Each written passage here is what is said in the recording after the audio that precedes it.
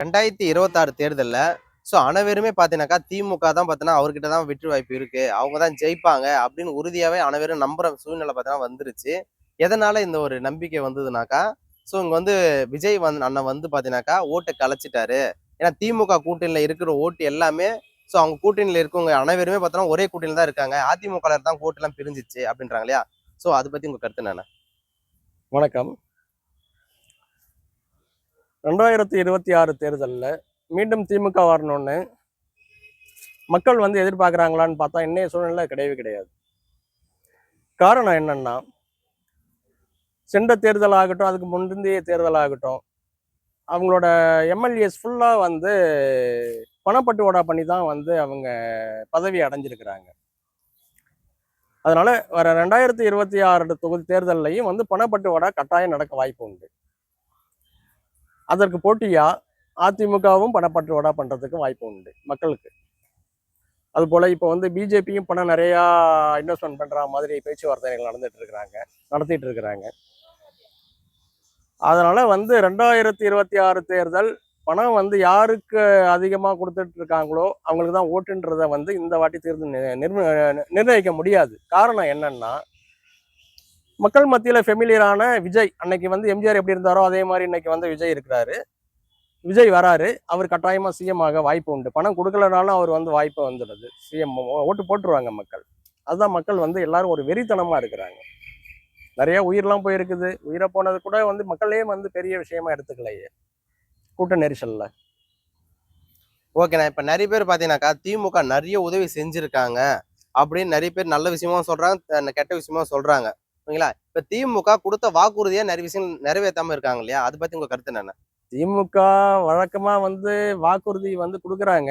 ஆனா வந்து கொடுக்குற வாக்குறுதி எல்லாம் பாத்தீங்கன்னா, அவங்களோட சொந்த கட்சி நிதியிலிருந்து பல லட்சம் கோடி ரூபாய் பணம் வச்சிருப்பாங்க. பல ஆயிரக்கணக்கான கோடி ரூபாய் அவங்க கட்சி நிதியில இருந்து இருக்குது. அதுல இருந்து எடுத்து கொடுக்கறது கிடையாது. மக்களோட பணத்தை எடுத்து மக்களுக்கே கொடுக்குற மாதிரி தான் தேர்தல் வாக்குறுதியா இருக்கும். என்ன காரணம் வந்து, அரசு துறையில உள்ள சார்ந்த பணத்தை மட்டும் அவங்களுக்கு ஃப்ரீயா கொடுக்குறேன் அப்படின்ற மாதிரி தான் கொடுத்துட்டு இருக்கிறாங்க. அது வந்து மக்கள் இனிமே எப்படி ஏத்துக்க போறாங்கன்னு தெரியல. வர எலெக்ஷன் வந்து விஜய் அவர்கள் வந்து தேர்தலில் போட்டியிடும் பொழுது அவர் என்னென்ன இது மாதிரி அரசு துறையை சார்ந்த பணத்தை வந்து செலவு பண்ணி அதை மக்களுக்கு இலவசமா கொடுக்கணும் அப்படின்ற மாதிரி வந்து அவரும் நினைச்சாருன்னா மக்கள் ஏத்துக்க மாட்டாங்க. அவரு இது மாதிரியான வாக்குறுதிகள் கொடுக்கக்கூடாது. திமுக வழக்கம் போல கொடுத்தா கொடுக்கட்டும். மக்கள் ஏத்துக்கிறாங்களா என்னன்னு பாக்குறோம். மக்களோட முடிவு எடுக்கட்டும், என்ன செய்யறாங்கன்னு பாத்துக்கலாம். ஓகே. 2019 தேர்தல்ல மு.க. ஸ்டாலின் அவர்கள் எதிர்கட்சியா இருக்கும்போது அவர் வந்து பாத்தீங்கன்னா ஒரு சின்ன ஒரு பொட்டி எடுத்துன்னு வந்து உங்க குறைகளை இதுல எழுதி போடுங்க, நான் ஆட்சிக்கு வந்த உடனே கையெழுத்து இது பாத்தீங்கன்னாக்கா நான் உடனே வந்து தீர்த்து வச்சிருவேன் மனு எழுதி கொடுத்தாங்க இல்லையா? அது இப்ப என்ன ஆச்சு அதெல்லாம்? அது எனக்கு என்னவோ வந்து மண் எழுதி போட்டவங்களுக்கு நிறைவேற்றி தந்த மாதிரி கிடையாது. அது வந்து மக்களுக்கு பிரச்சனை இருக்குன்னு தெரிஞ்சு வந்து கேட்டிருக்காரு. அப்போ வந்து பிரச்சனை இருந்துச்சு. அதே பிரச்சனை வந்து இன்னைக்கு தொடர்ந்து நீடிக்குது. இவர் வந்து தனிப்பட்ட முறையில வந்து கட்சி ரீதியாவோ தனிப்பட்ட முறையில வந்து கலைஞர் என்ற தலைவரின் மகன் என்ற ரீதியாவோ மக்களுக்கு வந்து எதுவுமே செஞ்சதே கிடையாது. இவங்க கட்சி ரீதியா எதுவும் செய்யலைங்க. மொத்தமா இந்தியாவில் உள்ள இவரு கட்சின்னு கிடையாது, இந்தியாவில் மொத்த கட்சியும் கட்சி ரீதியான பணத்தை எடுத்து மக்களுக்கு செலவு பண்ண சரித்திரமே கிடையாது. இல்ல, பொய்யான வாக்குறுதிகள் கொடுக்குறாங்க இல்லையா? அதாங்க அரசியல்வாதினா என்னங்க, அவங்க பையனே வந்து கொண்டு வர மாட்டாங்கன்னு சொன்னாரு அவரு. இதுக்கு பிறகு வந்து எனக்கு தனக்கு பிறகு வந்து தன்னோட குடும்பத்துல இருந்து எந்த வாரிசும் வரமாட்டாங்கன்னு வாக்கு கொடுத்தாரு. விஜய் டிவிலேயே வந்து அது வாக்கு கொடுத்தாரு. நானே அந்த சேனல் பார்த்தேன் நானு. ஆனா இன்னைக்கு அவர் மகனை தானே செகண்ட் சிஎம்மா கொண்டு வந்திருக்கிறாரு. அரசியல்ல வரமாட்டேன்னு சொன்னவரு, அதுக்கு பார்த்தனா எம்எல்ஏ வரமாட்டேன்னு சொன்னவரு, அப்புறம் மந்திரியா வரமாட்டேன்னு சொன்னவரு, அப்புறம் துணை முதலமைச்சரா வரமாட்டேன்னு சொன்னவரு. ஆனா எல்லாத்தையும் சொல்ல மாட்டேன் வரமாட்டேன்னு சொல்லிட்டு தொடர்ச்சியா அவங்களும் வராங்க, மக்களும் ஓட்டு போட்டு ஏத்துக்கிறாங்க இல்லையா? அதை பத்தி நினைக்கிறீங்க? அதாவது மன்னர் ஆட்சி வேண்டாம் அப்படின்னு சொல்லிட்டு தான் மக்கள் ஆட்சியை கொண்டு வந்திருக்கிறோம். ஆனா இன்னைக்கு வந்து மன்னர் ஆட்சி மாதிரி தான் நடக்குது. வாரிசு அரசியல் தான் நடக்குது. அன்னைக்கு வந்து மன்னர்கள் ஆட்சியில் வந்து மன்னருக்கு பிறகு இளவரசர், இளவரசருக்கு பிறகு அடுத்த இளவரசர் அப்படின்ற மாதிரி தானே அன்னைக்கு வந்து இருந்துச்சு. நம்ம மக்களை வந்து ஆட்சி செஞ்சுட்டு இருந்தாங்க. அது சரியில்லைன்னு தானே வந்து மக்கள் ஆட்சியை கொண்டு வரணும் தானே மக்கள்ல ஒரு ஆளை தேர்ந்தெடுக்கிறோம். அந்த மக்கள்ல ஒரு ஆள் வந்து மக்கள்ல ஒரு ஆளா இருந்து மக்களுக்கு உதவி செஞ்சாருன்னா சந்தோஷமான விஷயம். மக்கள் மத்தியிலேயே அவர் எங்க வர்றது? வந்தாவே எஸ்எட் பிரிவு பாதுகாப்புல தானே வராரு. ஓகேண்ணா. மக்களோட கேள்வி என்னன்னாக்கா, முதலமைச்சர் பையன் முதலமைச்சர் திமுகவில் மட்டும். ஓகே, முதலமைச்சர் பையன் முதலமைச்சர், மந்திரி பையன் மந்திரி, எம்எல்ஏ பையன் எம்எல்ஏ, ஆக்சுவலா கவுன்சிலர் பையன் கவுன்சிலர், தலைவர் பையன் தலைவர், ஓகேங்களா, உள்ள ஊராட்சி தலைவர். அந்த மாதிரி ஒரு சூழ்நிலை பார்த்தீங்கன்னா திமுக மட்டும் தான் அந்த மாதிரி இருக்கா, இல்ல மத்த கட்சியில இருக்குன்னு நினைக்கிறீங்களா? இந்தியா முழுவதும் கட்சியில இருக்குது. இந்த கட்சியில மட்டும் கிடையாது, இந்தியா முழுவதுலையுமே. எப்படின்னு கேளுங்க. இப்ப வந்து இப்போ இந்தியாவை ஆட்சி செஞ்சுட்டு இருக்க பிஜேபி தனியார் கட்சியில கூட தான் இருக்குது. அமித்ஷாவோட மருமகன் தான் full road contract, highway contracts ஃபுல்லா வந்து அவர் தான் எடுத்து பணம் சம்பாதிச்சுட்டு இருக்காரு. கட்சின்றது வந்து மக்களுக்கு நல்லது செய்யறதுக்காக இருக்கணுங்க. ஆனா வந்து வசூல் பண்ணி சம்பாதிச்சு சாப்பிட்டுட்டு ஏமாத்திக்கிட்டு, மக்களை ஏமாத்திக்கிட்டு, மக்களோட உழைப்பை உறிஞ்சு குடிச்சிட்டு, மக்களுக்கு ஜிஎஸ்டி வரி விதிச்சு அவங்கள வந்து கஷ்டப்படுத்திக்கிட்டு, அப்படிப்பட்ட அரசியல் இருக்கவே கூடாது. அப்படிப்பட்ட தனியார் அரசியல் இருக்கக்கூடாது. உங்களுக்கு கொடுக்கறது 5 வருஷம் மட்டும்தான். அந்த 5 வருஷத்துல என்னென்ன மக்களுக்கு செய்ய முடியுமோ அத்தனையும் நீங்க செய்யணும். அதை விட்டுட்டு நீங்க வந்து எவ்வளவுக்கு எவ்வளவு கொள்ளையடிக்க முடியுமோ கொள்ளையை அடிச்சுட்டு, அடுத்த வாட்டி 5 வருஷம் முடிஞ்சோன்னா அடுத்த வாட்டி மக்கள்கிட்ட வந்து ஆளுக்கு ஒரு 5000 ரூபா கொடுக்குறேன் ஓட்ட போடுங்கன்ட்டு காசை கொடுத்து ஓட்ட வாங்குறது இதெல்லாம் தவறுங்க. அது அந்த சூழ்நிலை உங்களுக்கு வேண்டாங்க, விட்டுருங்க தயவு செய்து. நிறைய நல்லவங்க இருக்காங்க, அவங்க ஜெயிச்சுட்டு போட்டோம், ஜெயிச்சு மக்களுக்கு நல்லது செய்யட்டும்.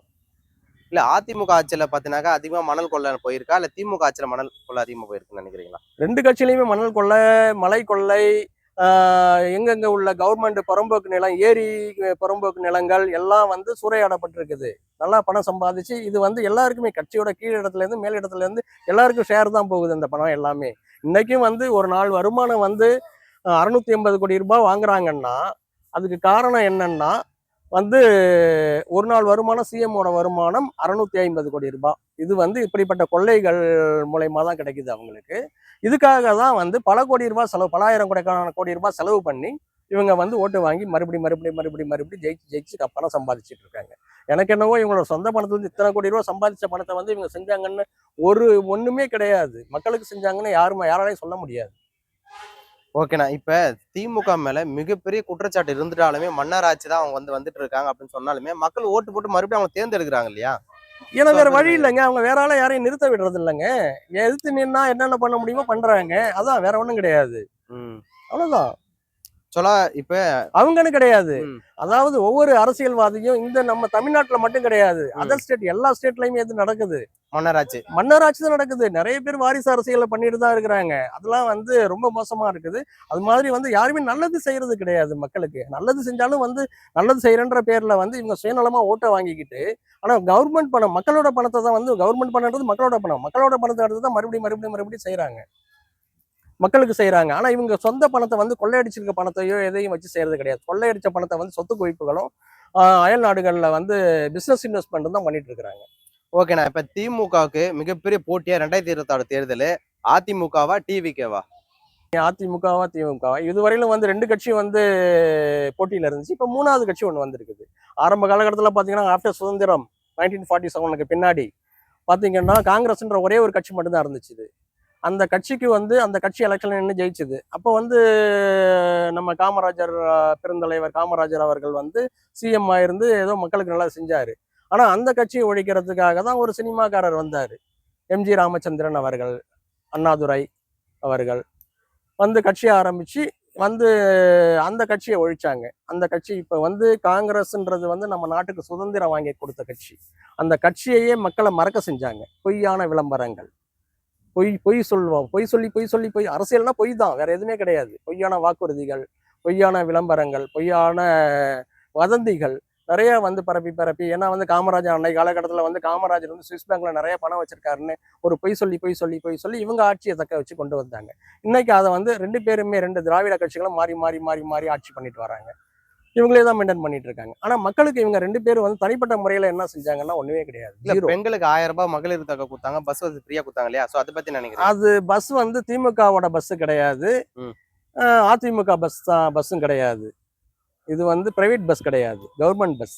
கவர்மெண்ட் பணத்தை எடுத்து இவங்க கொடுக்கறதுக்கு இவங்களுக்கு ரைட்ஸ் கிடையாது. இதை வந்து தனியார் கட்சியான இவங்களுக்கு வந்து ரைட்ஸ் கிடையாது. தேர்தல் வாக்குறுதியே வந்து நான் இலவசமா கொடுப்பேன், கவர்மெண்ட் பஸ்ஸை நான் இலவசமா விடுவேன் அப்படின்னு சொல்றதுக்கான ரைட்ஸ் வந்து இவங்களுக்கு கிடையவே கிடையாது. அது தேர்தலில் அப்போ வந்து சிஎம் ஆகிறதுக்கு முன்னாடியே சிஎம் ஆக்கிடுங்க நான் இதெல்லாம் செய்வேன்னு சொன்னதே வந்து மிகப்பெரிய தவறு. அதை வந்து எலெக்ஷன் கமிஷன் வந்து அக்செப்ட் பண்ணிட்டாங்க. பார்த்தீங்கன்னா அது மிகப்பெரிய குற்றம் எலெக்ஷன் கமிஷன் மேலே. ஓகேண்ணா, இப்போ வந்து பார்த்தீங்கன்னாக்கா அவங்களுடைய காசு தான் எடுத்து செலவு பண்ணணும், ஸோ மக்களுடைய காசை எடுத்து அவங்க சேவை பண்ணக்கூடாதுன்னு சொல்றாங்க இல்லையா? ஆனால் மக்கள் தானே அந்த சேவைகளை அனுபவிக்கிறாங்க, அதுக்கு தானே அவங்க முதலமைச்சரே வராங்க. இங்க மக்கள் வந்து எப்படி சேவைகளை அனுபவிக்கிறாங்கன்றீங்க? அதனால பாதிக்கப்படுறது யாருங்க? கவர்மெண்ட் தானேங்க. ம். கவர்மெண்ட்ன்றது யார்? மக்களோடயா? இவங்களோடயா? இவங்க 5 வருஷம் வந்துட்டு போயிருவாங்க. ம். 5 வருஷம் ஃபுல்லா காலி பண்ணிட்டு போயிருவாங்க. இருக்கிற பணத்தெல்லாம் எடுத்து. அடுத்தது வந்து மக்கள் தானங்க வந்து வேற ஆள கொண்டு வந்து நிறுத்துவாங்க. அவர் நல்லது செய்யல. ஏன்னா ஒரு ஒரு கட்சி வந்து ஒரு வாட்டி வந்து எலெக்ஷன் நின்னு ஜெயிச்சு 5 வருஷம் ஆட்சி செஞ்சு நல்லது பண்ணிட்டாங்கன்னா, தொடர்ந்து அவங்களே வந்துட்டு இருக்கலாம். ஏன் மாறுறாங்க மக்கள்? ஒரு வாட்டி வந்து திமுகவுக்கு மாறுறாங்க, ஒரு வாட்டி அதிமுகவுக்கு மாறுறாங்க.